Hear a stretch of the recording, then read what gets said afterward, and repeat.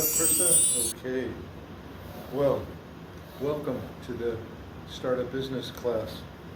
We're going to cover a lot of technical details, and you've been here before, so don't tell all the stories ahead of time. Mom's the word. Yeah, so we're going to cover everything from not having a business to having a business and all the details in between. The thing I've specifically left out is the marketing, online marketing, all that stuff. That's a whole different day, and it's not really my specialty. I hire a computer tech to do that, or Krista, my assistant Krista. She solves a lot of our computer problems. So, does anybody have a business now that they're running? No one has a business. Okay. Usually we have one. Hi, could you sign in, please?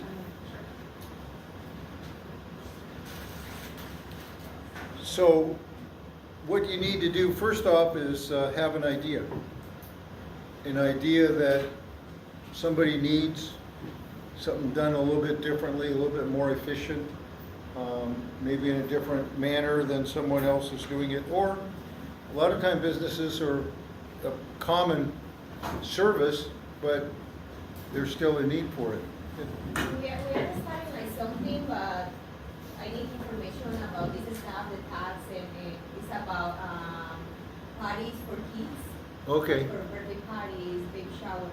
Quinceañeras, pechangas. Yeah. We already have one party already. Okay. But we don't have all of this information. Yeah, I've seen other ones where people have they'll have a clown, or they have those bouncy things. You know, they bring those out to the party. A lot of different.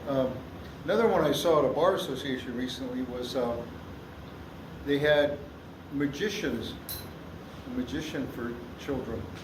That was kind of fun. Yeah. Well, that's good. And you've already had one, so you're already figured out how to do one. Yeah, I understand the quinceañeras get pretty big, don't they? Yeah, our focus is right now is like just kids. So we had a birthday party for a kid. Like, yeah, we organize everything, like play, we find the play, the food, everything. Yeah, get them involved, to get them all wound up. Yeah. I've been self-employed my whole life, practically.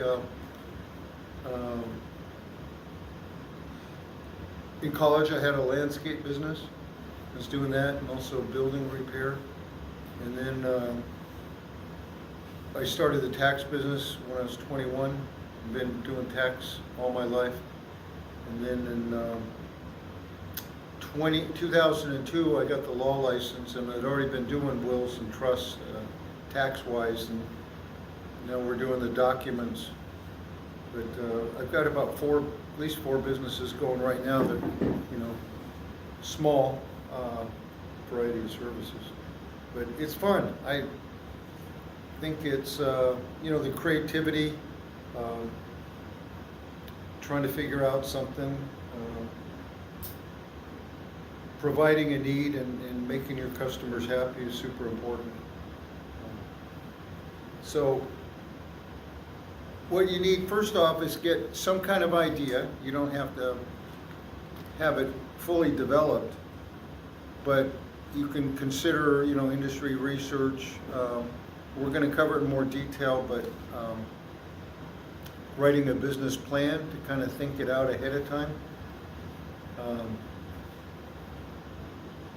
I just did a remodeling in a part of my house, and I had a contractor working with me, and he just had nice drawings and plans and thought through all the materials, and you know, it's like, you know, the pieces were going together, and they didn't all fit, but you know, we were close. Hi, could you sign in, please? So then we're also going to talk about business structure, whether it's sole proprietor, limited liability company, or corporation, and what they are and how they work. for tax-wise, getting a trade name. Then we'll talk about getting an employer ID number so you don't use your social security number. And the actual filing, if you go towards a business entity, like a corporation or an LLC with the Secretary of State, will cover that. If you're selling products, you're going to need a resale permit. And always you have to think about employees. We'll cover that in detail. And open a separate business account so it's not mixed in with your personal. If you get audited, you don't want them poking through your personal checking account.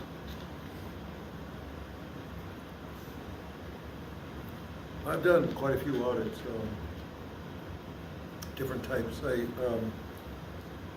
I'm also enrolled to practice before the U.S. Tax Court. So if it gets too sticky, we just bring the IRS over there and let them talk to the judge. Accounting systems, we'll talk a little bit about that. And then some of the ongoing reports that are required. There's seems like no end of reports when you're in business.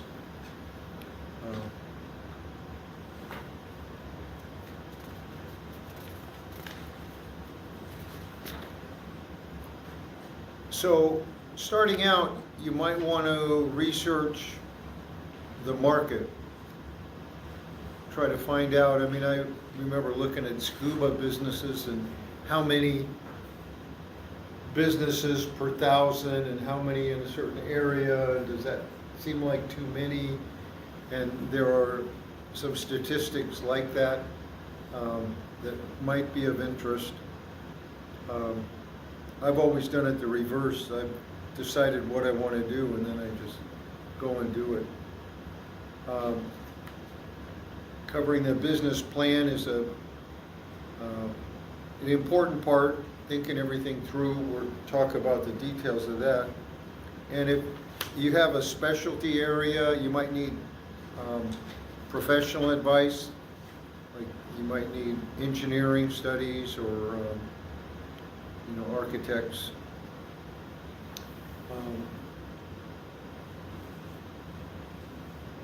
Decide what type of business. What I try to, and we'll cover it in more detail, but don't just say, oh, I want a corporation, or oh, I want an LLC. I think people do that way too much without thinking it through. And figure out, why do you want a business? Do you have small kids at home? Have irregular hours? Can only work certain windows of time? You can do that on your own.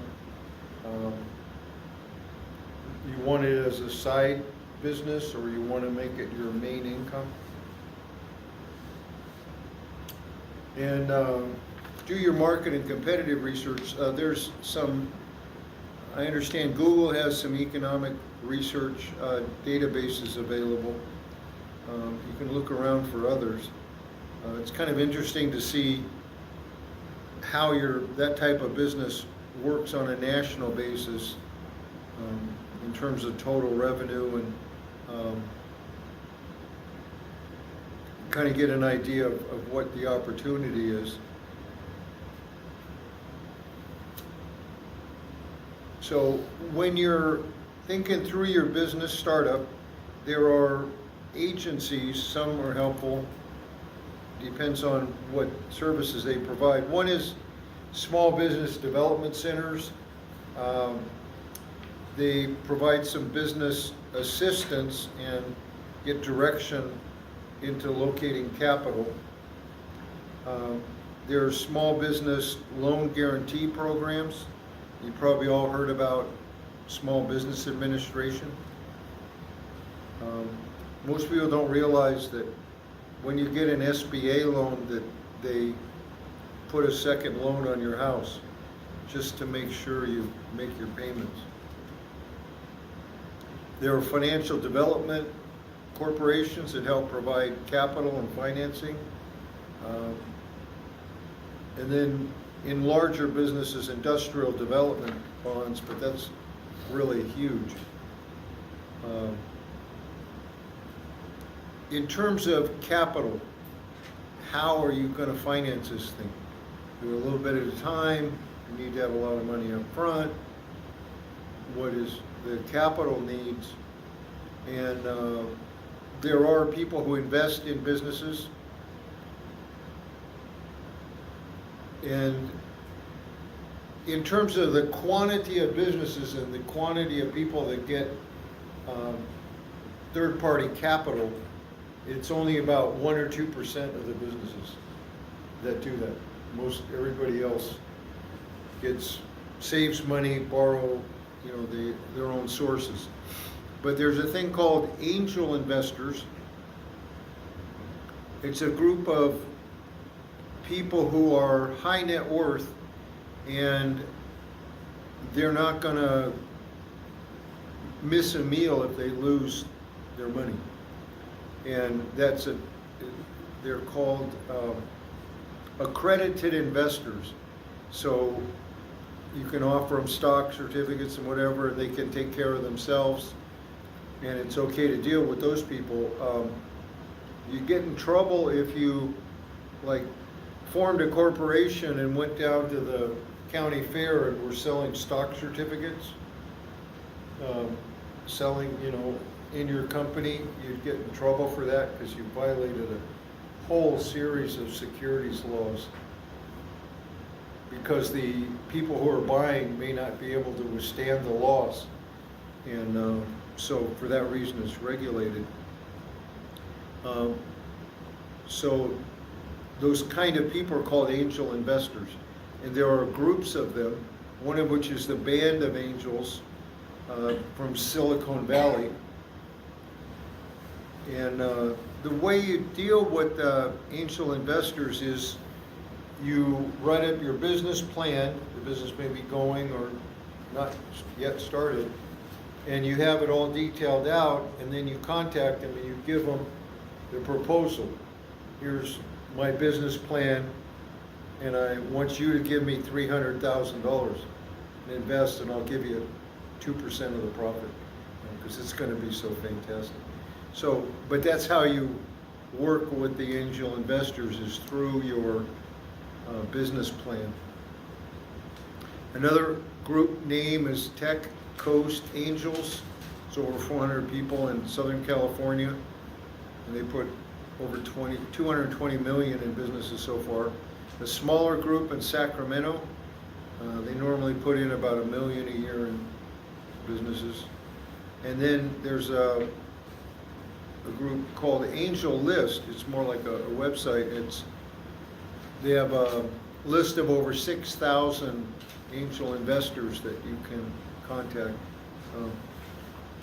I suggest you don't get loans from the Hells Angels.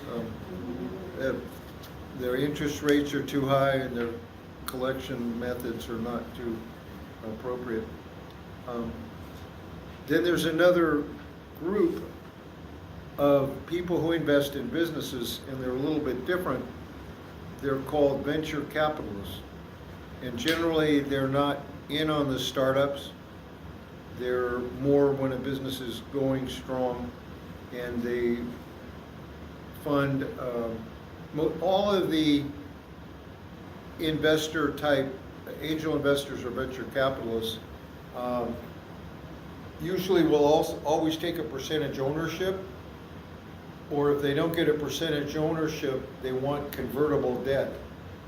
So out of that $300,000 I give you, when the time's right, I can flip it into 25% ownership. And there's a real good book on from a venture capitalist named John Doerr, D-O-E-R, and he was part of the backing of Intel, helped them grow. He was part in the background in the growth of Google, and now he invests full time as a venture capitalist, buying percentages of business. But he's got a book out that's real good. It's called measure what matters. Because when you're running a business, you've got all this stuff going on, and not all of it matters in the same priority. If you're looking for investors, you can do a search on Google for angel investors, and basically it's like putting in an application and seeing what they say. So the main types of businesses that we have in California are sole proprietorships, which is just one person. Then we have the limited liability companies. And then corporations, there's a couple, 2 or 3 different types of corporations.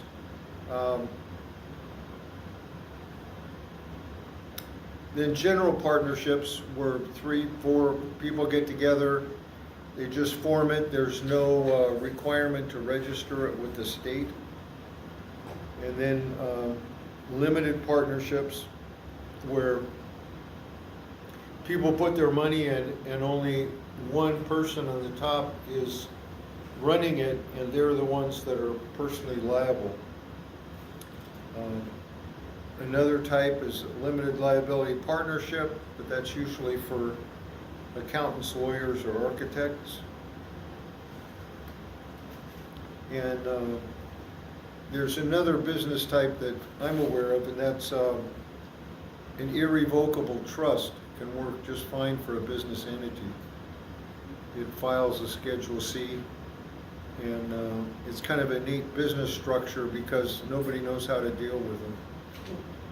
Like a trustee, and who's the beneficiary, and who's on first, and it's kind of fun. It confuses everyone.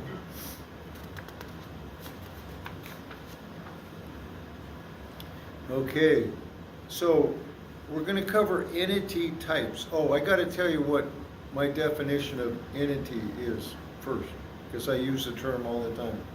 So an entity is something that separate from a person. So the most common entity we know of are kids. They get born, you go, well, oh, how cute, and they're a separate legal entity. You know, and Social Security number, own assets, different things. That's a natural business entity, or natural entity. It may not be business.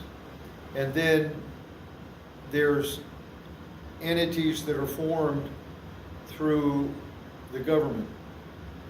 In our country, we register through the Secretary of State. In California, and you decide what you want, you fill out the application, you pay the fee, then you can use that type of entity.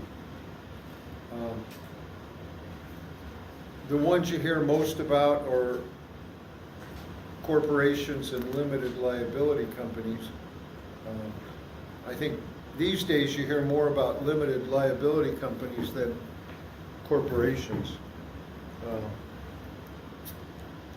But they both have their advantages. That's the trouble with starting out, is you got, what kind of entity do I want?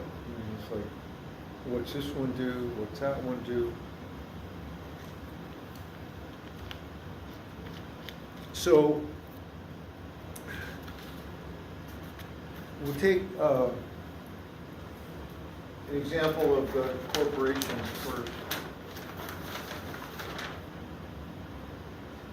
Every corporation, when it's formed, originally is a C Corp. And then if you want something else out of it, you got to do something else. You want a nonprofit, you got to apply for it. You want some other piece, you apply for it. But when you're trying to start a business, you know, what's the best entity for me? I mean, what is the most comfortable? And you have to weigh the advantages and disadvantages before you can come to that decision. And just because your friend has a certain kind of entity doesn't mean that's going to be the best for you. So the first one we're going to talk about is C Corp. You form it, you have board of directors, you issue share certificates, and then you start operating, you get a federal ID number. The distinguishing characteristic of the C Corp is a concept called double taxation. And it's not double the fund, but it's double the tax. So we have income comes in, expenses go out, then we have net income. Now what? Well, you have an opportunity to pay 21% federal tax on that net income. And because you're in California, you have an opportunity to pay 8.84% to the state of California. Most all of this, like you hear the stock reports, they're selling stock, you're buying it in your portfolio. All those are C Corps. So we have net income, all right, we get clobbered once. 21% federal, 8.84 state tax. Now we got money left over. We're going to do it. So what are we going to do with the money? Well, the shareholders are hounding us to give them some dividends, so we give them some dividends, you know. And then the dividends come out and they're taxed again. Hence, double taxation. So when I'm working with C Corps, you know, I do tax and we're working through it. One of the expenses is payroll. And most all the companies that I work with, at the end of the year, they don't have any profit. It's like magic. What happens is we take all the money out as payroll. Then you just have payroll tax. And then you didn't pay any dividends. You didn't pay the 21 and the 8%. And it's just amazing how often that happens. But it always worries me, my clients that are C Corps, because they're going along, they're working, they're busy, and they forget to take the payroll. And they get clobbered. But that's what they got. So it's kind of an expensive structure, but it is what it is. I have a question for you. What kind of companies use that structure as a C Corp? Like construction companies, since they have a lot of people that they're hiring, it goes out to employees?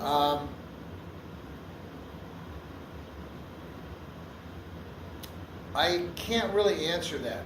What I see more these days are S Corps and LLCs. I can't think of anything that's really an advantage. Hey, I want to be a C Corp because I like to pay tax twice.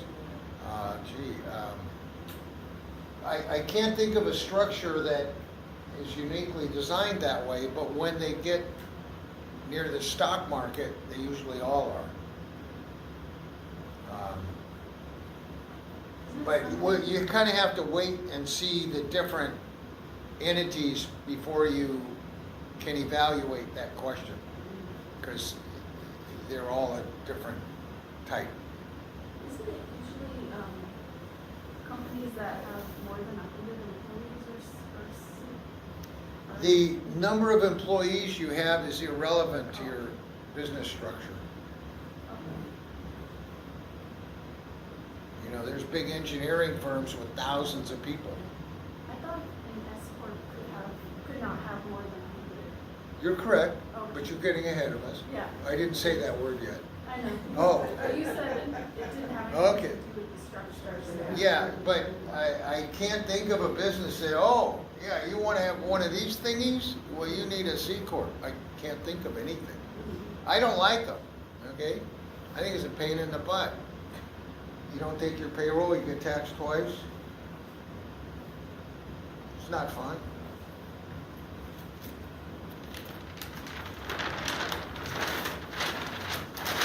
Well,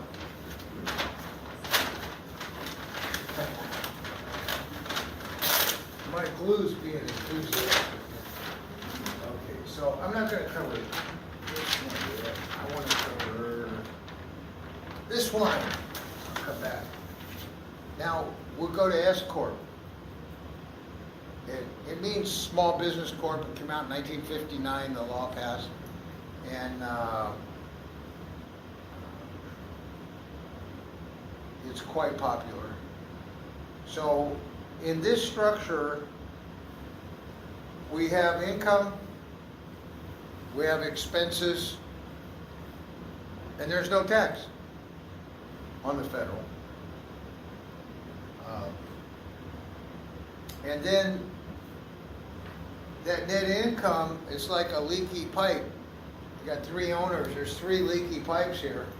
And all that net income, if there's like 100,000 and 3 owners, it's like 33% goes to each of them. It just falls out the bottom.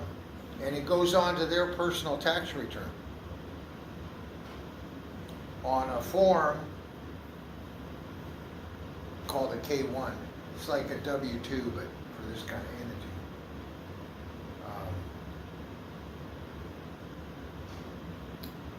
And it doesn't matter whether the money's paid out or not. So you can be an S-Corp shareholder and they didn't give you a nickel, and you have a big income coming through and you get to pay tax on it, but you didn't have the money to pay it. So when that happens, normally they lean on management to say, you better pay us a dividend at least amount of our tax. So, but that's the way it works. It doesn't matter whether it's paid out, call it a dividend, it just falls out automatically. So, pretty straightforward, it's a nice structure. And then there's a facet with this entity. Normally when you're working for a wage and you got a W-2, you have the FICA, you have 6% federal, and the employer matches it. So it's really double what you see on your paycheck. When you're self-employed, you get to pay both of those halves, 15.3%. And so,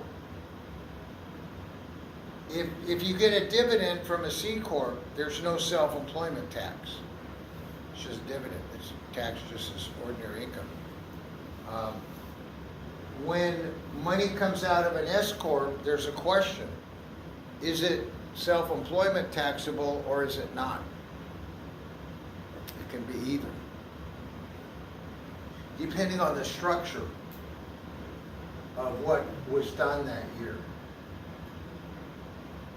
So there's a tax ploy that we call beat the FICA game. So that's the Social Security. And the way that this works to reduce tax is the owner takes out a salary, what they call a reasonable salary, and we can argue about reasonable all day long. And then there's net income left over after that reasonable salary. And remember, the net income falls out the leaky pipes into the individual owner's returns. And because they took a reasonable salary, there's no Social Security on that income. It's just the way it works. So you can save 15% and everything is, taken out as salary. The IRS looks at that, and a lot of people do it wrong. They don't take out the salary, they don't pay the self-employment tax, and IRS challenges them on it. Line 7 on the corporate return is officer salary. It's a first expense item. So IRS can tell right off, are you taking a reasonable salary, and it shows 0 up there? And there's this net with no self-employment tax. They know right off it's messed up. they reverse it. So, they're a good entity, quite popular. Some companies cannot be limited liability companies. You know, if you have a state license, oftentimes you cannot be an LLC. The state says you can't. You know, cosmetology, they let contractors, but a lot of the different licensing. Real estate? Correct, yeah, yeah. And so, if you can't be an LLC, they usually will go to S Corp or C Corp. Can I ask a question? Oh, yeah. So if you don't pay Social Security, does that mean you're not paying into Social Security, so then later you wouldn't get Social Security benefits as much?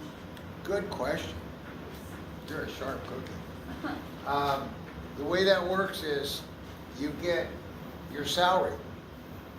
So you have your Social Security taken out in your salary. You're not avoiding it entirely. You're paying tax on that based on your reasonable salary.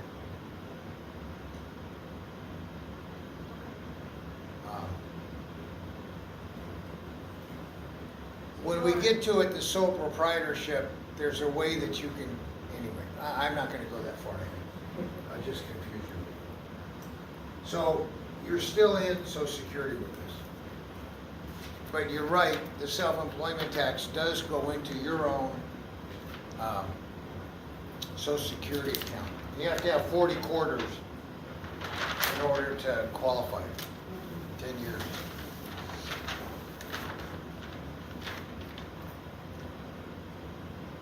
Now, we're going to look at partnership and limited liability companies. They are taxed the same, same methods. So, just a general partnership, you don't have to register with the state. But the limited liability company, you do register. So, how does this work? Well, you have income coming in, you have expenses, you don't have to take a salary for the owners, they don't care. And then you have net income. And then we get to the leaky pipes and it takes the percentage to all the owners. Now, their income comes out and it goes into, for regular income tax. First off, whatever that number is, it says on your K1. And then, because you're self-employed, you pay the self-employment tax at 15.3% of your net income. So it's a twofer. Goes two ways. It's your regular income tax, it's a self-employment tax on Schedule SE. So you're taxed twice? You're taxed twice again? People don't usually use that term because Social Security is kind of a wobbler in that it's really going into your own account. So is it really taxed, or are you making an investment? You'll probably get it, in the future. But you don't hear the term tax twice in that context. So LLCs are real popular. A lot of the real estate investments, group investments, even single-family houses, a lot of people are using the LLCs. I'd say they're the most popular right now in business entities.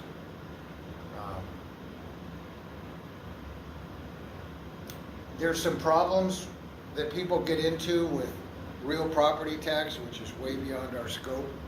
But if you change ownership in real property, you get reassessed for tax purposes. And so people don't realize what they're doing when they're going into the LLCs changing percentage ownerships, and all of a sudden, your property tax goes from $2,000 a year to $14,000 a year, because they moved up. Question? What do you mean? Oh, She was ahead of you. You mentioned property tax? Say again? You mentioned property tax? Yeah. Can you explain that, like if I have a business without property? Oh, what I was saying is, first of all, LLCs are used a lot in property ownership. Got it, And when you start changing the title around in owners, that's when Prop 13 kicks out, and you can mess it up and get reassessed. But it really has, unless you put the title in the LLC, it has no impact. So, it's a real popular. Let me ask you something. On that LLC, if you own a piece of property yourself, personal piece of property, would you homestead that piece of property to protect yourself in that LLC, or?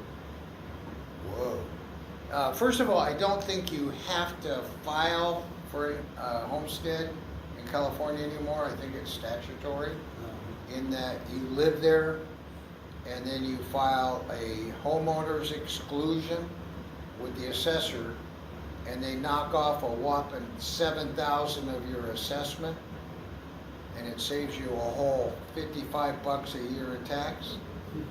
But it acts like a homestead. But you know, that's a good question, and I can't answer that off the top of my head.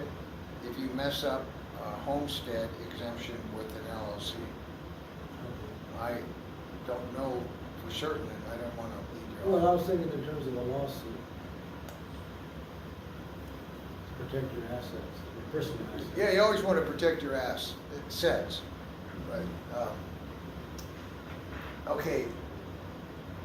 True, the LLC does have some, and I'm going to cover that a little bit more on the liability protection.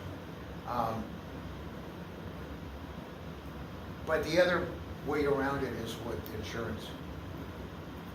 And especially if it's a personal residence, it doesn't do much. Insurance works well. A lot of people with rental properties, they'll have, you know, 2 or 3 LLCs. It's fine, I mean, it costs you, and you could take that same cost and buy insurance.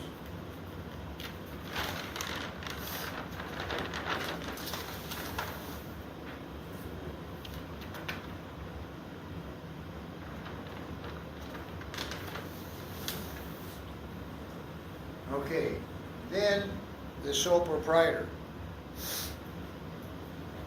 Sole proprietorship is you are the entity. It's you.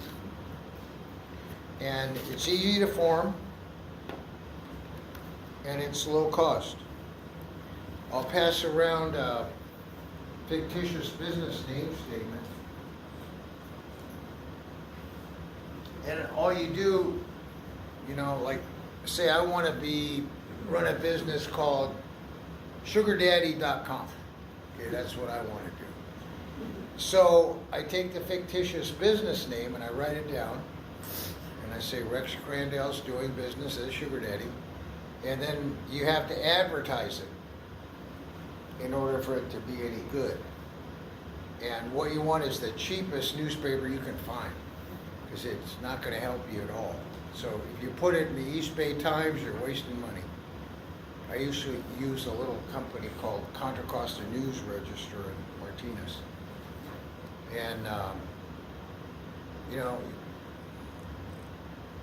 you file it, you advertise it, then it's usable, and then what you can do is get your federal ID number, and then the banks will let you open a bank account in the name of your fictitious business name. The reason it's called fictitious is because it's not your legal name. How do you get a federal ID number? You apply for it online with IRS.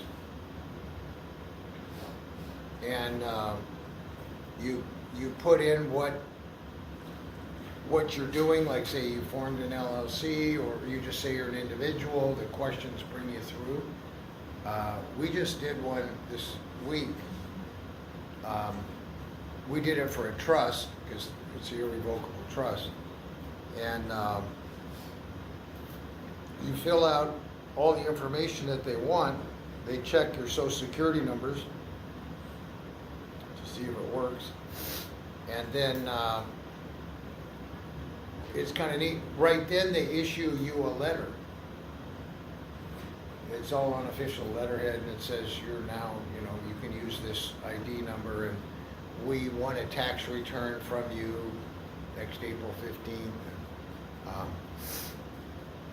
Yeah, it works the same no matter what entity. So you just go online to IRS and then you'll find it there. Yes. Just follow the steps. Right. Yeah, I have a video on it on my, I got a YouTube channel called Estate Planning California, Rex Crandell. And we went through the process of getting a federal ID number on there. But the fictitious business name, so I get people that say, I want to be, let's say, Elmer Fudd, business. And then they can't get it at the state. They won't let you have it. No problem. You get whatever you want, XYZ LLC. Then you bring it back, and then you do a fictitious business name and make it any way you want. XYZ is doing business as Elmer Fudd. You just went around it, and you still got what you wanted. And it's perfectly legal. You don't have to use the given name of the legal entity that you've formed.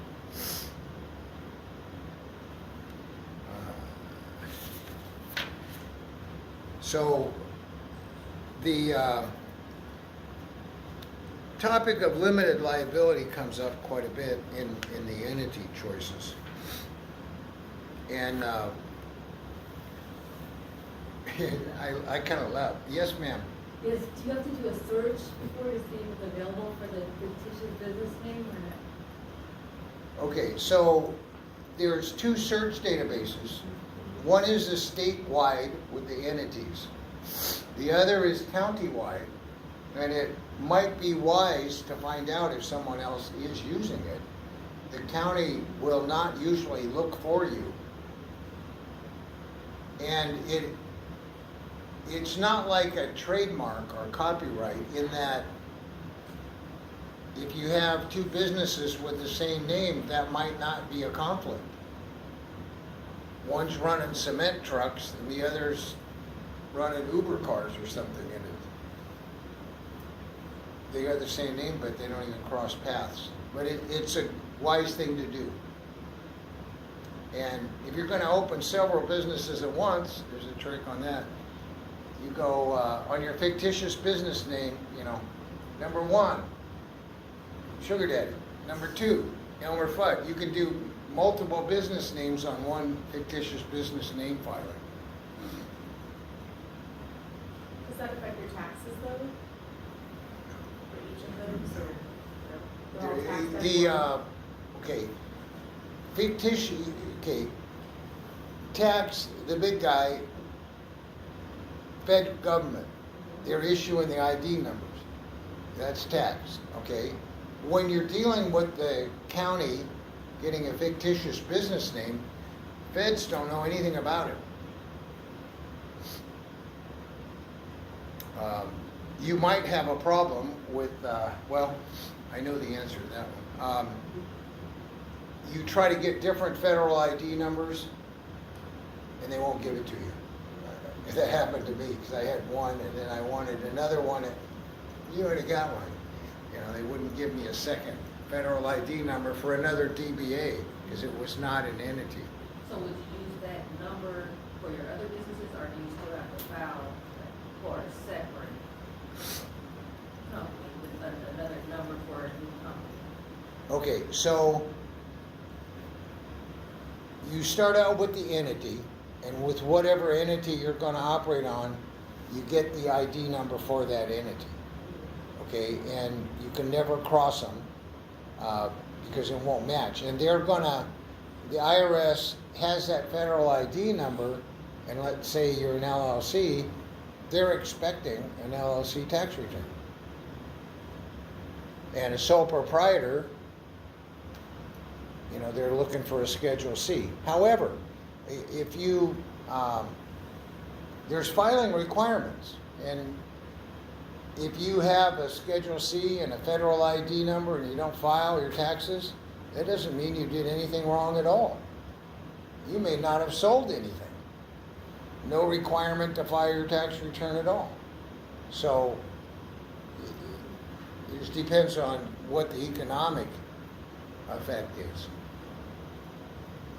And that goes too with the sole partnership, well, the DBA, because, you know, it has a limitation, so it expires after so many years. Yeah, you're correct, absolutely. It expires after 5 years, and I always ignore it. So what? I've already got the checking account, I've already got the federal ID number, what do I care? You don't have to refile it after 5 years? You're supposed to, Oh. if you're that fastidious. I'm not, I don't give a damn. You know, like hell. There's no downside, there's no penalty. I'm not getting fined. What you do is, generally you file those, and then you want the ID and you want the bank account. You already got all that, who cares? Nobody's gonna stop you from using it. But you're technically correct. So, yes ma'am.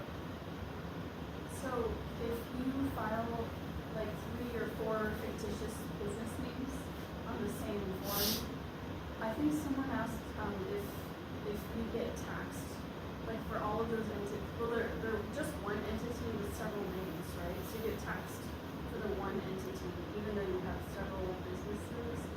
Okay, so with a fictitious business name, you file what's called a Schedule C. If And- it's a sole proprietor. That's what a fictitious business name is usually used for. See, I don't want to pay the state $800 a year. That's what it costs to own an entity. At least $800 a year. That's quite a lot for a mailing list. That you can say, gee, I'm an LLC. Yeah, well, pay another $800. I've had an S corp for a long time, and I've paid over $34,000 in $800 annual fees. Does it make sense? I don't know. That's what I try to advise people is, don't jump out and buy an entity and you haven't even tested your product or service. Example, I had one client, they came in, he had a construction tool, had to do a drywall, and he's a contractor, and this was going to be the latest, greatest thing. Wanted the entity, got it all formed. Then it got awful quiet. It stayed quiet. Nothing really happened. Then we had to close out the entity because nothing was happening. And then he came back 3 or 4 years later and said, I got this thing. I'm going to do this. I'm bringing this person. I want you to form me an LLC. I told him, I'm not doing it. Have you tried selling this to your customer yet? I'm not doing your LLC. Go try to sell that stuff. And he didn't come back for some reason. I don't know. And he just saved $3,000. That's the trouble. You get these things formed, that $800 comes around every year. Whether you're doing anything or not, they want it. For which ones? Which ones? Yeah. Which entity is $800? Just the LLC? Oh, okay, got it. Any entity with the Secretary of State. So the ones that are exempt are the fictitious business name. So the sole proprietorship is the only one that doesn't. cost Correct. $800. Right. The LLC, the corporation, C Corp, S Corp. If you file under nonprofit, it's way less, but we're not going there.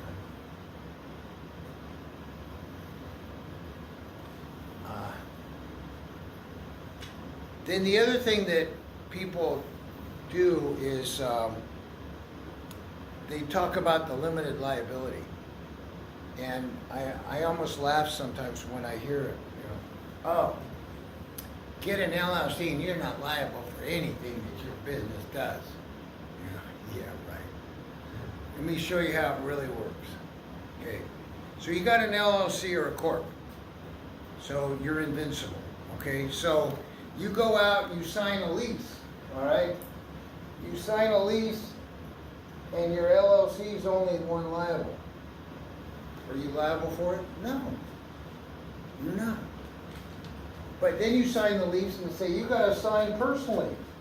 Guess what? You just broke the liability protection. So it's not as much or as great as you think.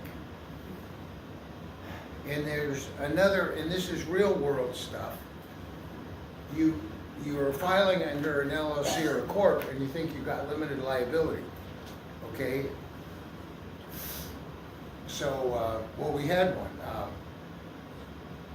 Company had an LLC, and in the operation of the business, somebody died. The lawsuits came, and what happens is they sue the owner and the LLC. Now what happens? Well, it just so happens that a corp and an LLC cannot represent themselves in court. You walk in and you're representing an LLC and you're not an attorney, the judge says, I can't talk to you. You're an attorney. So in that example, your entity got sued and you got sued. You as an individual can walk in and say, well, I'm representing me. The judge says, okay, what do you have to say? And then you say, I'm representing my corporation or LLC. The judge says, I can't hear you. You're not talking about it. You've got to go get an attorney or I can't hear you at all. So then what you do is you say, well, God, got to go get an attorney for my corp LLC. And they say, well, no problem. I can help you out. Give me $55,000 up front and we'll be happy to represent you on this lawsuit. I said, well, I don't have $55,000. Well, sorry. So how good's your limited liability? Oh, wait a minute. If you don't answer a lawsuit after 30 days, you lost. It's called a default judgment. Oh, how's your liability doing today? It's not doing too good. That's the part that people don't get about, oh, just get an entity and you no liability. What they really mean is liabilities that the entity has signed on to by itself, that you didn't sign on. That's all it means. That other part that I told you is real world. It's how it works. Yeah. So if you were to sign, like, let's say that lease example that you used, if you were to sign that lease as, you know, Bill Smith, president of whatever your limited liability is, Yeah. then would that be okay? Where Yes. it's not you Yes. personally, but you're an officer of the Yes. of the LLC. Yes. Okay. So if it's a corp, you'd say Rex Crandell, president. If it's an LLC, you'd sign it Rex Crandell, managing member, is the terminology. And so you're not acting as an individual. Mhm. Yeah, it's like a trustee. Hey, I'm representing the trust over here. It's not my money. But that's how you do it. You don't sign as an individual. You don't co-sign. So the way around the problem of the liability is you get insurance. get business insurance. It does the same thing for liability. It's like, you get sued, insurance company sends a lawyer out. What do I do? And then, in addition to the liability insurance, you get one above it called an umbrella policy. Above that, they're cheaper. So, a lot of times, people are spending a lot of money on entities when insurance may have been a more effective thing to do. But it's real popular, like Legal Zoom. I think it's so funny. Let's make it official. You know, like you're nobody if you don't have an LLC. I don't think so. You don't have to have one. Yeah. So it'd be cheaper if, as an example, if you were a sole proprietor who had business insurance and an umbrella policy, and you were sued, as opposed to being like a member of an LLC and you were sued, because then you still have to purchase you still have to get a lawyer to represent yourself. For the entity, yes. For the entity, yeah, but then you could still be personally sued. Yes. But if you have insurance and you have an entity, the insurance company will represent both. Okay. I remember reading that the S corp, one of the advantages of an S corp was that it's harder for someone to come after your own personal money if you have that. Oh, yeah, that's what I hear all the time. I'm Yeah, not oh challenging you, man, I'm you just can't asking. touch me. Well, that's why I brought my liability protection cloak, just so you'd get it. That's what they say. That doesn't mean it. I told you how it works. They're going to sue you and the entity, and then you try to wiggle out of it, and the judge says, well, Judge, I'm just an LLC, keep my name off. The judge says, we'll see. We'll wait till we get to judgment time. It's a big myth. And like I say, I kind of chuckle. Oh, you're on limited liability. Oh, yeah, you're dreaming.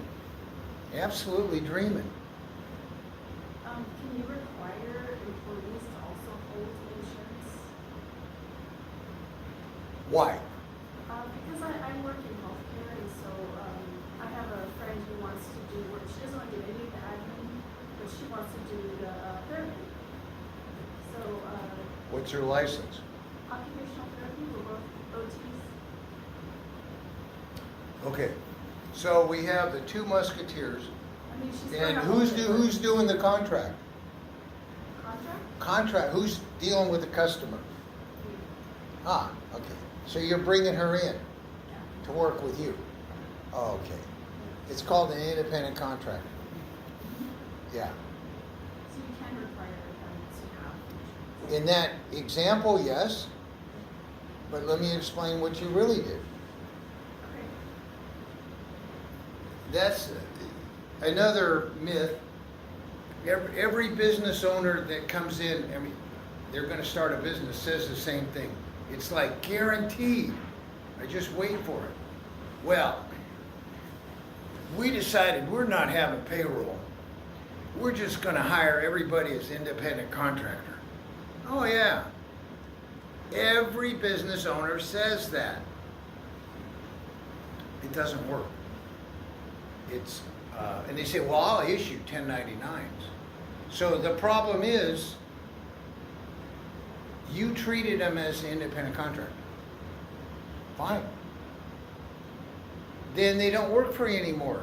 They go down to EDD, and the EDD says, who was your last employer? Her. She was my employer. Guess what? Now you got the EDD on your back.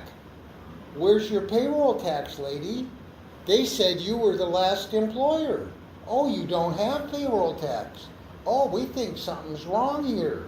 They're going to assess you because you're in the same business, and there's an ABC test in employment law for independent contractors, where if the employer and the independent are in the same business, that knocks it out for independent contractor.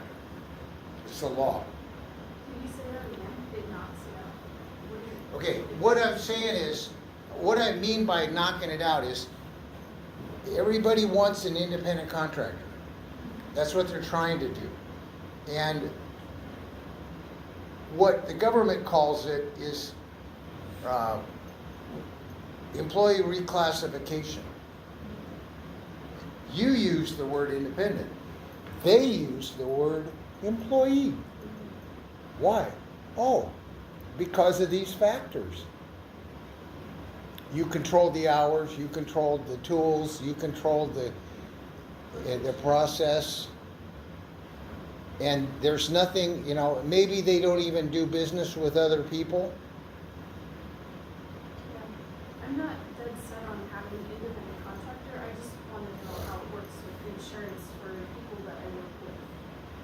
Right, but you hit a subject that I was gonna cover anyway. So that was my entree, to just start yelling all over the place. Wow. And because it's an important factor. And yes, you can require them to have insurance. Either way, if they're an employee or an independent contractor. I would imagine. I never thought about, I mean, you could make it as a condition of employment. I can't, I'm not an employment lawyer. I think it's all right. I know whenever I rent a building or something, we were doing something, working with a company recording deeds, and they wanted our insurance and their name on the insurance, and it was $1 million. And there's a lot of that. I personally don't think there's anything wrong with it, but Check with the lawyer. yeah, look into it. But not only that, if it's customary in your industry, I don't see where anybody's going to really have a problem with it. So you can require it. But I had one guy that had a carpet company, and he had everybody's independent contractors. Okay, fine. EDD came in and said, hey, you got all these employees. They went back 3 years and assessed him all the payroll tax for the employer and the employee and the penalties and interest. It's really expensive because you have to pay their income tax too. You should have withheld it. And you say, well, I know that they filed their tax return. EDD says, tough. Prove it. Or IRS says the same thing. Worker reclassification, it's huge. I wouldn't play with it at all if I hired independents. There's another factor with the employment situation, and that is when you have employees, you get workers' comp. Okay, so your independent's working on your job and she chokes on Cheerios and goes into a coma, and she just got hurt on the job and she could sue you because they were your Cheerios. Oh, okay. If she's an employee and you got stale Cheerios in the office and she chokes on them, you go talk to workers' comp. It's absolutely all that they can claim. So it's subtle. And if you don't have workers' comp, it's like a $1,500 penalty per person. So what I'm trying to do is tell you how the real world, so you avoid some of these, what I call rude awakenings that you don't want to learn on your own after you've got 3 years of payroll tax that you owe and $90,000 due and not that much to pay it. Now, can she have her person that she's working with become a sole proprietorship to get around that? Okay, Actually, someone hired me and she said I had to be a sole proprietor. And she wanted me to be an independent contractor, so I had to get my own set up and she took her time. Yeah. I have a client who's a design architect, software engineer. He has a corp, and he works as employee. So some companies want to hire him as employee. He gets more money if they hire him as a corp. He takes out his own payroll. But what you said, it's kind of like, it's not black or white, it's gray in the middle, okay, and you're in between rules, and the evaluation of whether somebody's an independent contractor or not is not only if they have a fictitious business name. They look at many other factors. Do they have other customers? Do they hold themselves out? Do they have business cards? Do they have a website? And the problem that I see most of the time is the person they're hiring is working just for them. That's not like they're really in their own business. It's like, wow, looks like you're kind of an employee. And the government really pushes. You heard the big litigation with the Uber drivers where they wanted to make, they were all independent and the government wanted them to be employees. Proposition 5. The government does not like independent contractors. And that example about going on unemployment and saying you're the employer happens fairly frequently. Another thing, if you do form a legal entity with the Secretary of State, there's a new law coming into effect this year. It's a beneficial owner information report. And if you form your entity now, you have to file this within 90 days, or there's penalties.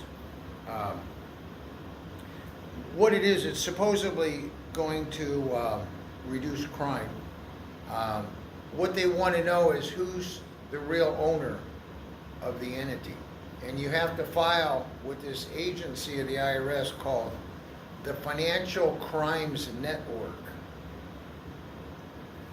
The same place we file foreign bank account reports.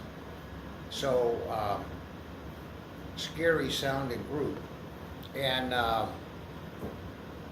if you have a legal entity already, you have to file it before December 31. If you have a new entity, you have to file it within 90 days. And the penalties can be up to $500 a day, maximum 10,000, up to 2 years in jail for not filing, but other than that, it's not a big deal. How much does it cost to file that? Because it's free to file? Yeah, it's online. It's called, we call it FinCEN, FINCEN, Financial Crimes Network. I have a question. So I know like in certain states you can file like anonymous. So now does that mean that anybody can research the company and know who owns the company? No. Okay. What, like Delaware is one of the ones that protects owners a lot. You can't look them up. Even in California, you can't look up the owners. You go look, I look them up all the time, businesses, it says, who's the managing member? Who's the agent for service or process? It doesn't say who owns it. But it's not designed so that people can look it up. It's the government can look it up. So the way that works is nobody can look at this, only the government. And then every governmental agency, even Benicia City can call it, you know. But the whole thing with it, I followed the law through. It had to do with tax havens, international money laundering and all this stuff. And United States was a little weak compared to other countries. And so they instituted this. Yeah, I just got back from EU in Germany, and somebody was telling me to set my business with in Lexington, And they said that Amazon and a lot of the major corporations, especially in the United States, their headquarters and everything is over there, but they do all the business over here. Ireland is one of the most popular. Oh, right. Yeah, yeah. With Ireland, it's fun because they'll have a franchise. You know, they'll have an Ireland corporation. They'll be doing business in Germany as a franchise, and then when it comes time to net income, then they got to pay that franchise tax fee to Ireland, and it just happens to drop their income in Germany, not by coincidence.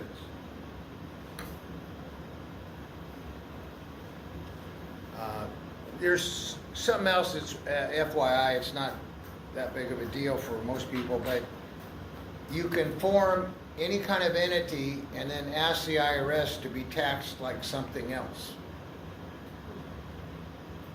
So you can file a C Corp and ask to be taxed like an LLC. Or you can file an LLC and I want to be taxed as a S Corp. It's called an entity classification election. You could just as easy form the entity that it is, but I just point that out. Is there any benefit to that? Say again? Is there any benefit to that? Like, why would you do that?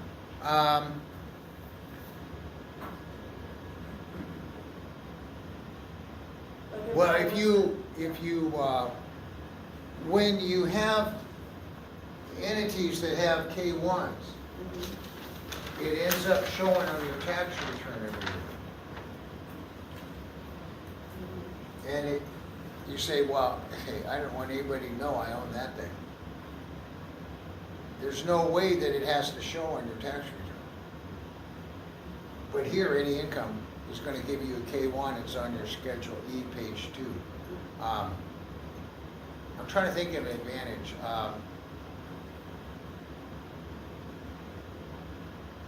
Like I mentioned that if you have a state license that you can't form the LLCs by statute, and so you could form a corp, C Corp, and then say, I want to be taxed like an LLC. So I met the rule. I don't have an LLC, but I'm taxed like it. So that would be an example of your question. I got a loophole around everything.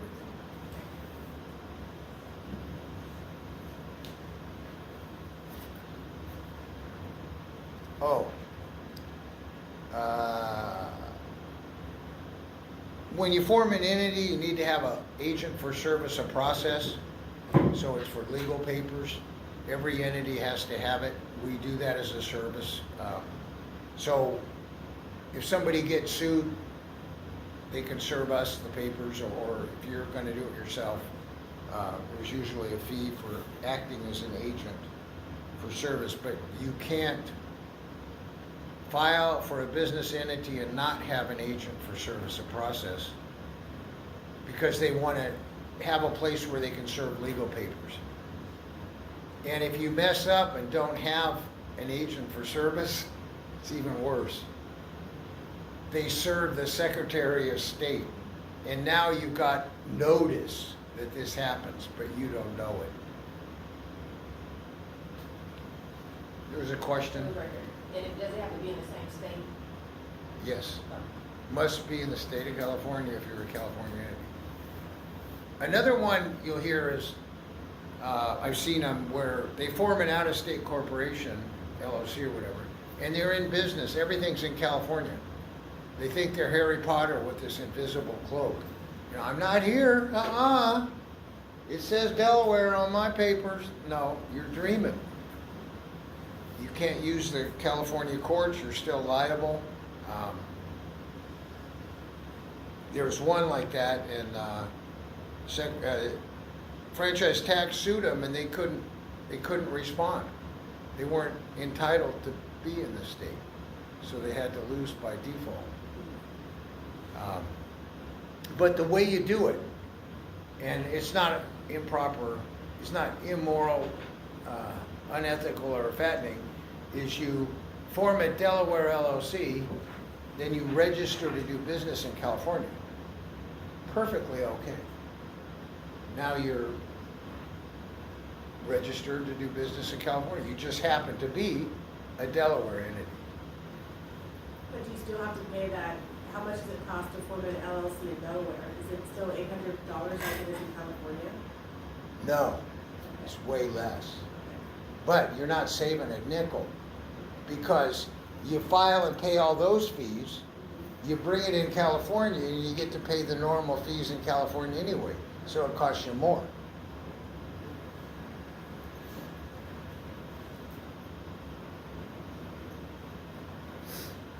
You can look up on the Secretary of State's website, you hear a company name or something. I'm searching them all the time. You just do Secretary of State business search, and you see what names come up. I have to do that because I'm, working with these entities and see if they're still in existence or they've been suspended.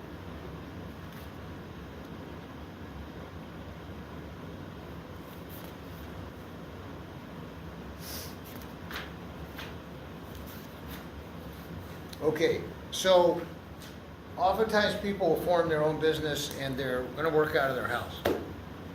And nothing wrong with that. But pretty soon you have to file papers and your address starts getting in the internet. And you're thinking, well, wait a minute. I didn't really want to be on the internet. Especially for women. I suggest you get a UPS address or postal annex. It's got a street address. You want to know my business address? Oh, it's 912 Bancroft Road at Walnut Creek, commercial center. It works, The booger man doesn't come around and give you a bad time, because it's not public information. But don't you have to have a place, like you said, where legally paperwork can be sent to? Two different things. The business address is more like window dressing. You can get mail there. And receive packages. The agent for service of process is different. So you could use a third party, or like I say, we provide that service. It just needs to be someone and a real address where the papers can be served. I think you might, I'm sure people do it. I'm not sure if it's appropriate or not, but you put your name on for service of process at that UPS store. Maybe it'll work. It doesn't seem proper to me because you're not there, unless they accept the service for you.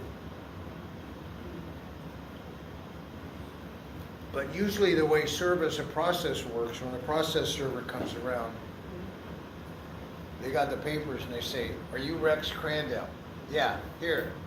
Merry Christmas. Here's some papers." And then the other thing is people hide behind the door. "I'm not here. Who are you?" Then they throw it on the ground outside. That's good enough.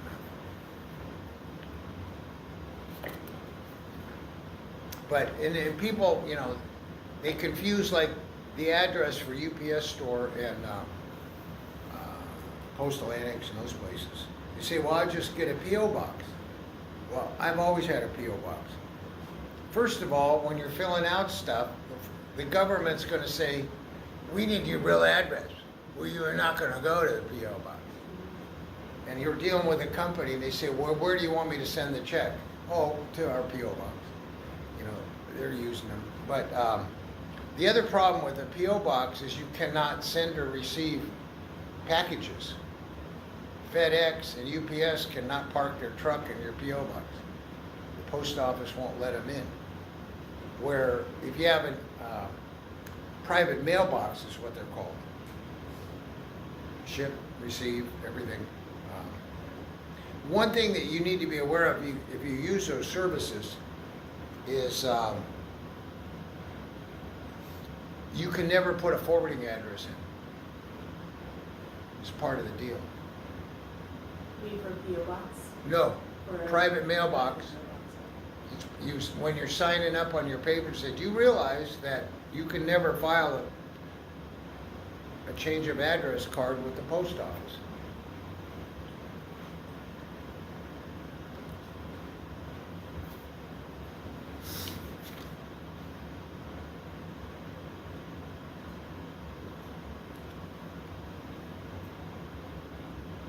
Another advantage of using the private mailbox is when you use a street address and you have to get a city business license, they are worried about signage and traffic. So I saw one company in Lafayette, they were running a hair salon, and they had the cars coming all the time, and the neighbors got upset, complained, shut them down. And the cities say, you're going to run this out of a residential area. You cannot put a billboard on your front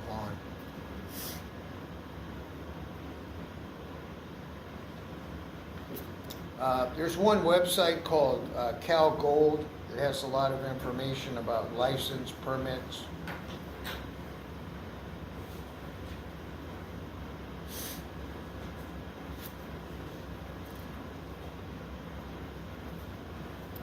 In the payroll area, I was pounding on that.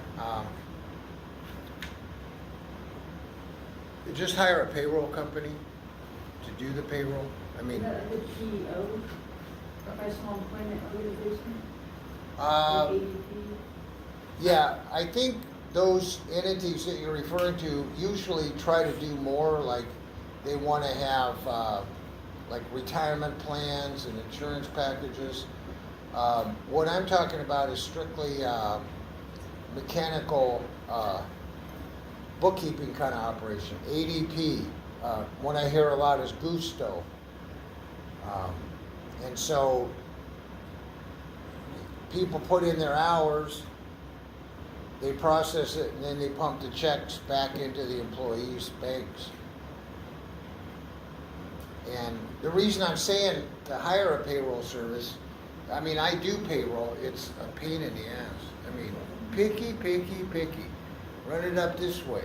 Do the numbers up this way. Now I'll put them different over here. And I'll pay every quarter. Every time you mess up, it's a good sized penalty. It's just easier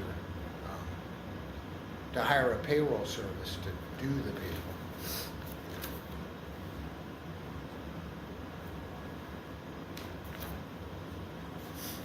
In terms of bookkeeping systems, I've been using QuickBooks Desktop forever. I tried using QuickBooks Online. I couldn't figure it out. I hated it, because I'm so much routine. And but get a bookkeeping system. Don't wait till the end of the year. Do your books every month. What I see is a trend like this. People don't like papers and numbers. I don't like that stuff. So they don't do it every month. They don't like it. And so they wait till the end of the year, then they got a big pile. And then now they got a big deal. They didn't like it, so they made it worse for themselves. See, I knew I didn't like it. They made it 10 times worse. You just do it a little bit every month. And learn a little bit about the common financial statements. Profit and loss statement, also called an income statement, income and expenses by categories. All the software pumps it out. For a sole proprietor, Schedule C is kind of like your model. Income and expenses. Then there's a balance sheet which shows your assets at one date, like December 31. And another common report is a statement of cash flows. It just shows the cash coming in and cash going out, not whether it's deductible or not. The other thing in terms of business in general is do it right, do it honest. I mean, honesty is the glue that holds our entire economy together. And I hear these people saying, oh, if you get cash, it's not taxable. Bullshit. It is taxable. And by lying on the tax return, that's a fraud. And the other reason, you do all your books perfect and honest and everything, you get a letter from IRS and you don't panic and go through the floor. It's like, yeah, what big deal.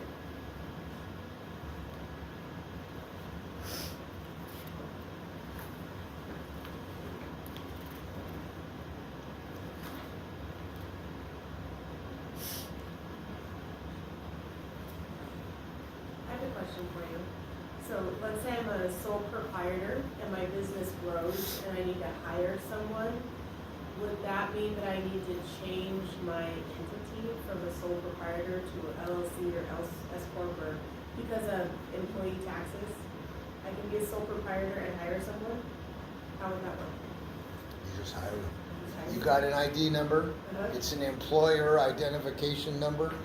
and then you get the employee to go along with it.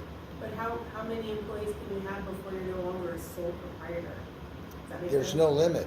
Oh, really? You could hire the whole country, you're still a sole proprietor. Doesn't change your entity type Okay.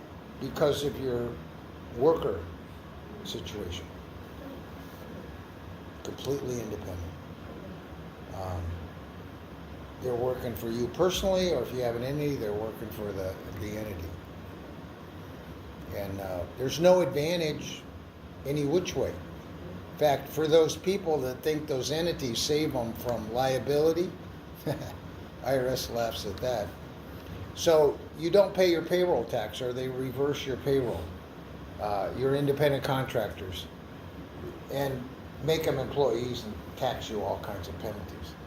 And then even like a bookkeeper that can sign checks, and there's a big payroll tax liability or tax liability, they say, well, the bookkeeper's personally liable because she wrote checks to other vendors and not the IRS first.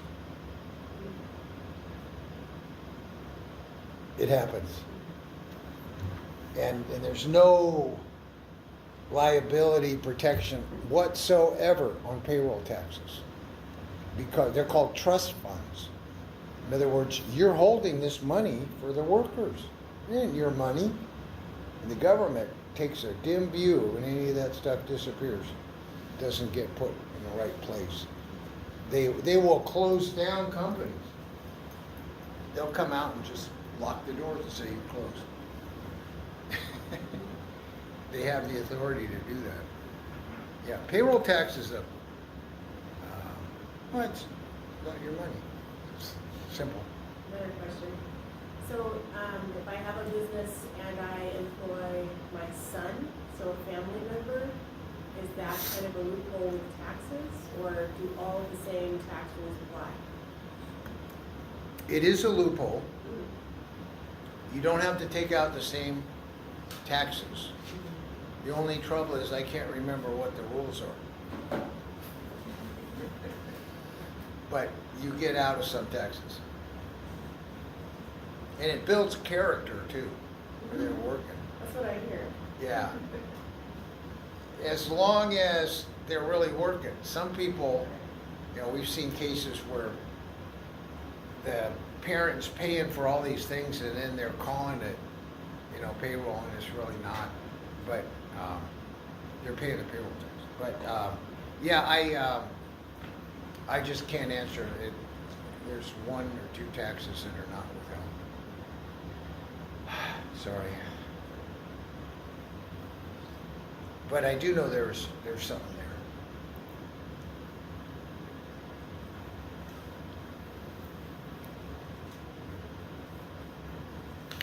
Let's see what this one. Okay. That's most of what I wanted to cover. What other questions do you have? Or if you have questions about a particular type of business that you want to start, and you have questions about that too, I'll answer them. Yes? Do you have any advice for I guess if this would be a sole proprietorship for folks who want to sell, I'm trying to help my mom and dad move and selling their stuff on eBay or Etsy. You're going to sell their stuff? Yeah, I'm going to help them out. So, Okay. Yeah, and so what would I be a sole proprietorship? Would they be a sole proprietorship? Do I need to have, to Okay, resell let's it? go through the steps.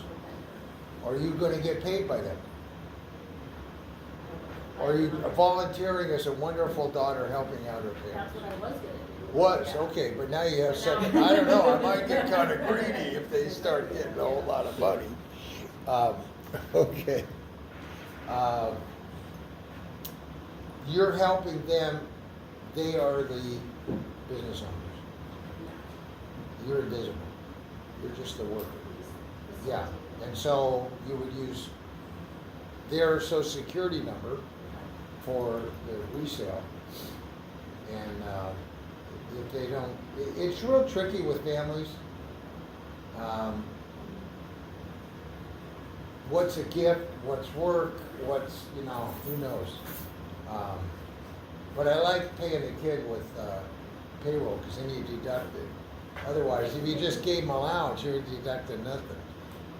So that's a tax loophole right there. Okay, so maybe to simplify, let's say my mom drops off boxes and stuff she wants me to sell, but she's just giving it to me. The idea is that I'm going to sell it, and it's me, I'm in business now, and it's just me, and I'm selling. Well, now you're in the hot seat. So I'm in the hot seat now. So, is that a sole proprietorship? Yeah, And, it is. okay, and then what about, liability? I don't know, maybe I'm overthinking this, but vintage stuff? Sometimes Vintage? stuff, yeah, vintage, whatever, let's say glasses, and then lead on them, that's sort of radiation, there's all kinds of questionable materials that were used in the production of old things. Pyrex, for instance, has lead all over it. Don't use vintage Pyrex. But could you say that? Be like, hey. Well, I know every place I go, I see this sign that says, Proposition 65, stuff in this building may cause cancer. I see it so much, I don't give a damn. But on Etsy, for instance, I noticed most people are not labeling their vintage Pyrex with a Prop 65 warning, right? If you know it, You've got it. throw it on there. What's the downside? But what if I don't? I guess I also I- don't know it. I don't want to. You're not a chemist. Right. And they know the stuff's old, It's like- you're taking a risk. Yeah. I just wanted to know I was opening myself up to any. I don't see a material risk that they bought something that was old that used to belong to somebody else that was made out of stuff that you don't know about. I don't see your involvement very much at all. It's like, it's old stuff, I got it, Seems pretty I common. sold it. But what if in this same scenario, what if you don't have a cost basis? Because I don't know what my mom paid for this thing that she. Cost basis. Or I understand the question. Right, so what do I do if I can't tell her? Panic, that's what I recommend, the first opportunity. Okay, cost basis on a gift, it's the donor's basis. So if your mom gives you a house in Orinda that she bought for $200,000, your basis is $200,000. That would be wonderful. Yes, that's your basis, okay. Okay. If you bought it for $3 million, now that's your basis. So in your case, I heard that you got a gift. So you gotta ask your mom what she paid for that stuff. Let's say she forgot, she doesn't have the record. Let's say she bought it at a thrift store, Well, 10 there's- years ago. There's no forgot deduction. I tell you, it's called zero. Okay. Zero. So 0. Yeah, they can't, that's, it's really finite. Okay, I just wanted to know. You can estimate, I've done tax returns for people who haven't filed in a bunch of years, and I've completely recreated their records. There was none, absolutely none. IRS didn't have them, nobody had them. I recreated them, and I told the IRS, there's no records. We didn't have anything going. We recreated it best way we could. Didn't hear anything. I want the big stuff, not You selling personal stuff for your winners? Yeah, just It's not a business. Yeah. It is a business. It's a small, whenever you have over 400 sales, Uh-huh. that requires a tax return, and it is a small business. Yeah, Yeah, and I would have to buy supplies like shipping materials, things like that. Right. And photography, things, Right. just like small things like that, just take time. I would like to pay myself to see, but, What do you think the number is that you're gonna sell? What is it? I over? haven't really. I mean, 10,000, 20,000? I honestly have no idea. I would love for it to be successful and to make any money at all, but I don't know. So that's kind of, I'm not really starting from a place of getting knowledge, you know, so. You don't need to know nothing to sell stuff and make money. I mean, a lot of people that aren't too bright make a whole lot of money. It's all right. I mean, you know. Yeah, but just do the best you can with your records. I mean, with goods, there's an inventory formula. It's beginning inventory at cost, plus purchases at cost, less ending inventory at cost, and then you get your expense, which is the cost of goods sold. And it's on page 2 of Schedule C, on the upper half of the page, for product type businesses. And of course, you're selling products, and I know you're collecting sales tax, right? Especially on a website like Etsy or places that have the infrastructure. I've not been doing my own website too, so if I would be places. So if you're selling on Amazon or something like that, they're going to collect the sales tax? Yes. Just keep that in mind whenever you have a product. So what kind of business you want? Well, there's 10,000 baby boomers retiring today, Yeah, man. and that's expected to 2035. And there's 80 million businesses they have, and most of them, 1 out of 10 have an exit plan. Yeah, not many. Not many. Yeah, 'cause them are complicated. So to pick up a business like that, and if you could get in, the drill down, and tell them you want to pay future profits, would that be a easy avenue to follow, or? Okay, so you want to acquire a business with somebody who's going to retire. Right. Someone's gonna retire, or say the spouse died and left the business to the wife or husband, and has no knowledge of the business. Okay, so what you have there, at one time I did business brokerage. And in terms of buy-sell, it's a really complicated mix because of the assets and the specialties and things. But you can look for businesses for sale. Thank you for the question. Okay, thanks for coming. And look at it and make a proposal. You're offering to buy it under these terms and conditions. So just buy it outright instead of trying to. Usually on a small business, you don't want to buy it outright. You want the owner to stay there for a while for the transition. I mean, all the customers know them. They got a certain flow. They're used to seeing them. And then the new person coming in kind of just gradually rises to being in the front of the theater. Also, you want that teacher to teach you up the business, right? Exactly. There's all kinds of subtleties. So,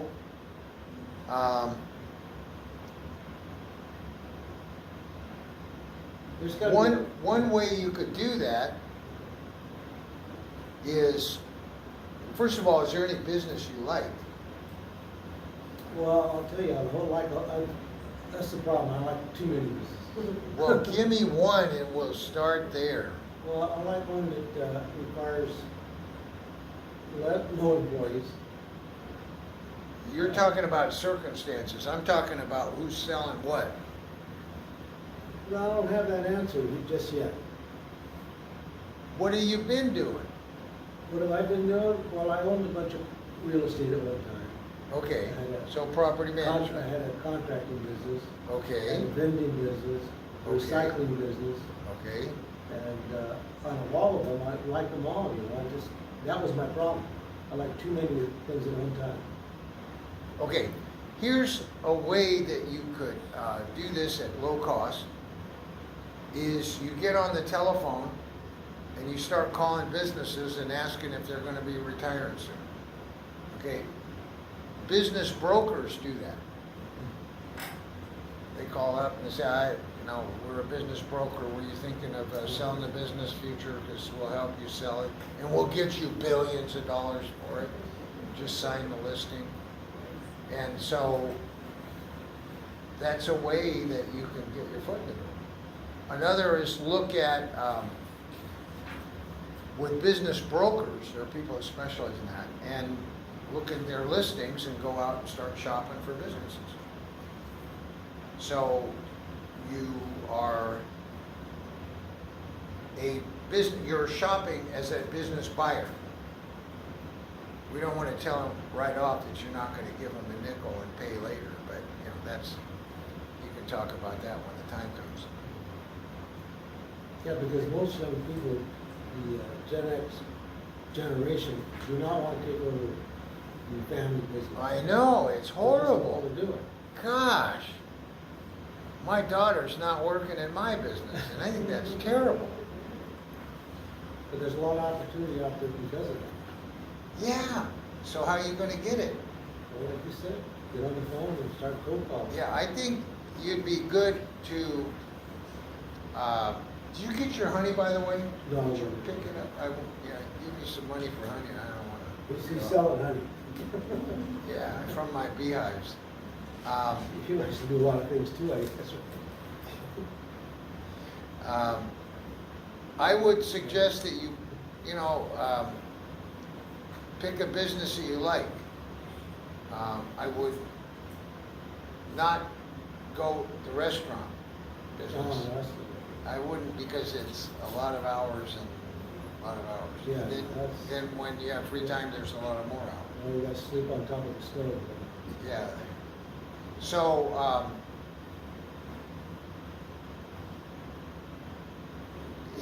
since you have no direction on product or service, I suggest you just start shopping. Call the business broker. Yeah, I'll do that. See what do you got? I'm looking for different things. Call them and ask them for sale. Run some ads on your own. Chamber of Commerce. Thank you. Okay, thanks for coming. Okay, good advice. Yeah, you got to get out there and see what's happening. Well, I'll check it out. Yeah. Yeah, I'll check it out. And see what's out there. Yeah, There's a lot of because businesses that I wouldn't want to do. if you knew you could narrow it down, then you could do some other creative purchasing. Like say, I want to run a cement mixer company. Mhm. So you just show up, say, hey, you guys thinking of retiring? I'd just love to run a cement truck company around. Well, here's the thing that, like, these people here that are taking your class, is if you want to go into business, I would make a suggestion of going out and getting another job and see how long that lasts. Take on another job for another 8 hours, because that's what you're gonna do with business. You're gonna, instead of working 8 hours a day, you're gonna be working. Oh, you 12, mean 14. like putting in overtime? Putting Is in that what you overtime, mean? putting in overtime. Working long hours? If you can do that, Oh, I heard about that. yeah. Yeah, I was thinking about that when I was working last weekend. But, it depends.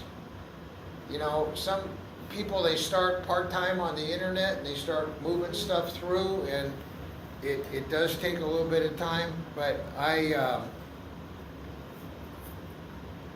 wouldn't worry about it. Because the idea with the business is you're so excited about what you're doing. Oh, yeah. And you're a trailblazer. And things are starting to cook, man, they're percolating. No, I'd say- And man, I am hot. No, the I'm adrenaline- making money now. The adrenaline rush. And, hey, get out of my way because I'm working and I'm having fun. So, you know, you use the term work, okay, and that has a certain connotation. But if you really like what you're doing, hey, I ain't working, I'm having fun. Man, I got tired of having so much fun. Well, that's picking the right business. If you Yeah, pick the I right have a business- blast doing what I'm I know doing. you do.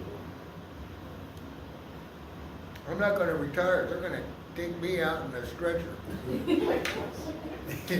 And then I'm gonna fight.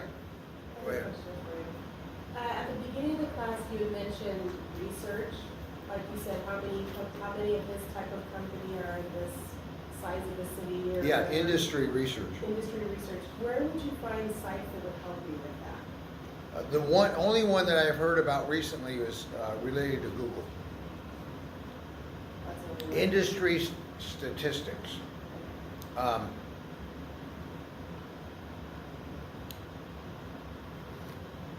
I don't know if the, you know, in a Schedule C, there's a number in the upper right that's a code for the type of business. Yeah, Okay, you look it up. yeah, And it's, I can't think of the website, but it's, then start doing some research on that business type. And I can't tell you, you know, with, there's a lot of government databases. I started searching, but I found that a lot of the search engines that I went to were those sites that always were like, oh yeah, we'll give you information for $5. I'm like, yeah, I'm not. So, No, Department of Commerce, federal, and those standard industrial codes, you might get something on.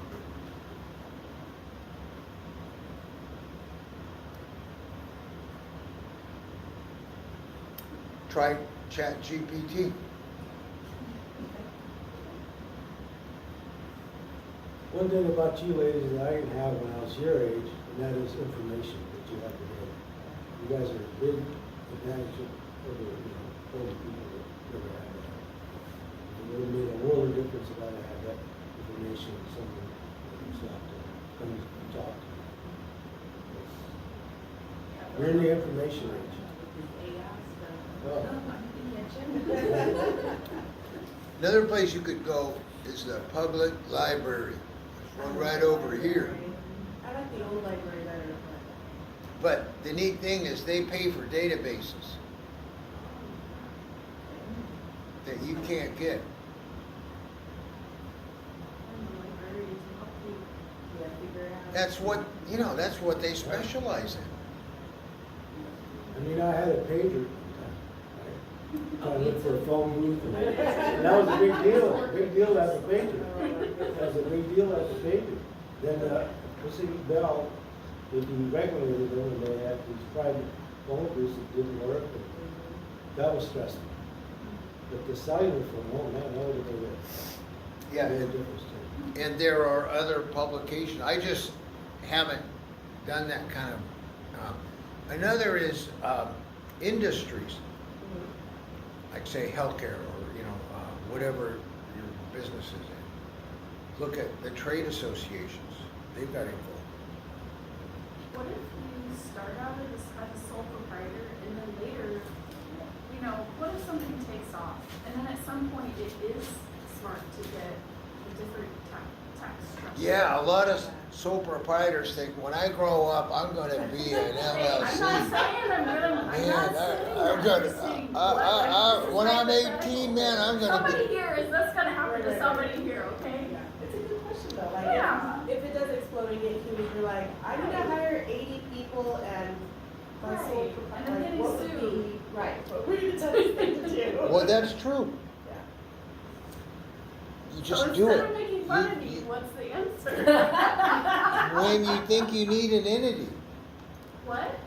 When Why you would think, you think- that's not a question, that's a statement. It's the title. Okay, so you're hiring a lot of, And then you hire a lawyer and you do the thing, right? Or you do it yourself.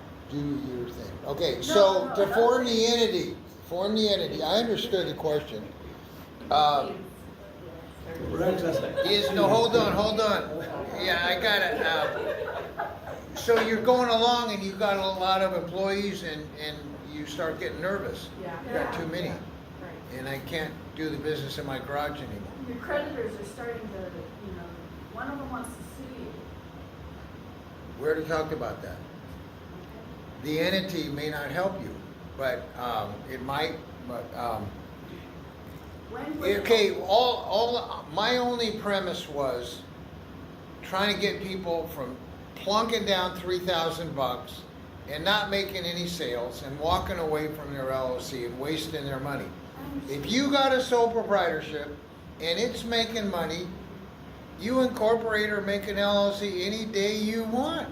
It's not, it's like a drop in the bucket. It's just another step. So there's no information do you have any information about when it would be beneficial? Like at what level? Like, as long as we have the Absolutely, data- I know the answer. It's so simple. When you want to, that's the answer. And if you don't want to, it's not time. So you can be a sole proprietor with 500 employees? You can't. I wouldn't. I tell you how I'd do it. How would you do it? I'd have one operating company, entity, one distribution company, one separate company for design, another separate company for transportation and distribution. And then who did what? So what entity would those companies be? Would they be as corp? It doesn't matter. LLC, C Corp, S Corp. Will it be all under a trust? No, you want it. You want They it work separate. Separate, okay. You know. And they would be all separate entities? Yeah, like one senior care home. They got a lot of them that have. You can have 6 seniors. And so I saw one, and they made separate LLCs in each one of them. They didn't want them to overlap. In Each house, facility? they owned a house. Okay. Was a facility. So they Yes. owned a house that was a facility, and inside the house, they had 6 people staying in there, and they were billing them. and Right, everything but else. they wanted each one separate entity in case one got big problems. Yeah. It didn't, it didn't affect the one over in the other city. But there's only one federal employment, a tax ID number over all of them? If- No. Oh. When you say each entity, they're complete separate companies. Oh, okay. Earlier you were saying you could only get one number. I was talking about sole proprietors, Okay. not any business entity. You form a new one, you get a new number. Okay. It was me, I had a DBA, and I wanted another one. I went to IRS, and they said, you already got one. So sole proprietor can only have one, but if I was an LLC, You get a new under one. that umbrella of LLC, I could have like Mary's Cookies, Mary's Automobiles, Mary's Alpaca Farm, all those things under that one LLC. You could have, yes, all under one, or you could have separate entities, however you want to structure it. The reason for the separate entities is asset protection. And so, let's say in the wild fantasy, there is some, like, let's say I did have 55K to drop on a lawyer if I got sued, right? Uh-huh. At that point, say I have lots of money, more than that. Yeah, good. That's So- problems are nice to have like Good, more money than problems. that. Yeah, I know. I just love it. So at that point, it doesn't really, it does offer protection, I understand, more than the sole proprietorship, because then. Yes. No, Okay. there's no denial As that long as you have the money. it gives you some protection. There's also another advantage. When you get Mr. Investor over here that wants to buy the company out, you can separate it from yourself. You see, this one, you can sell that. I just don't have time anymore for that profit center. You can't sell it if it's. Yes, you a can. sole It's just, proprietorship? yes, you can, but when you got several products and services mixed up, what are they buying? In other words, if you have one that's only a yogurt company, you know that you're selling the yogurt company. If you got it all mixed up with retread tires and hot air balloons, what do you, I mean, it's like so confused. So it, Different DBAs is what you're saying? not DBA, so in that kind of context, I'd be at different entities. When you start getting rolling, you get some good money, you're gonna be an entity. Alright. Yeah, I don't know. yeah. TV zone. Question?